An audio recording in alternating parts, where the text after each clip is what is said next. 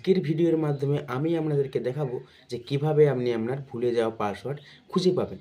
তো যারা আমার চ্যানেলে নতুন আছো তারা আমার চ্যানেলটাকে সাবস্ক্রাইব করে পাশে থাকা বেল আইকনটি প্রেস করে অন নোটিফিকেশনটা অন করে দিন। তাহলে চলুন শুরু করা যাক আজকের ভিডিও। সবার প্রথমে আমরা জিমেল অ্যাপটা ওপেন করে নেব। ওপেন করে নেওয়ার পর এখানে ক্লিক করে নেব। তারপর এখানে ম্যানেজ ইওর গুগল অ্যাকাউন্টে ক্লিক করে নেব।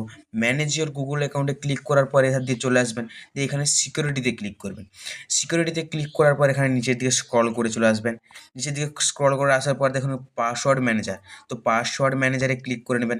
ক্লিক করে নেওয়ার পর এখানে দেখবেন আমার ফেসবুক ইনস্টাগ্রামের অ্যাকাউন্ট শো করছে। তো আমি facebook.com-এ ক্লিক করে নেব।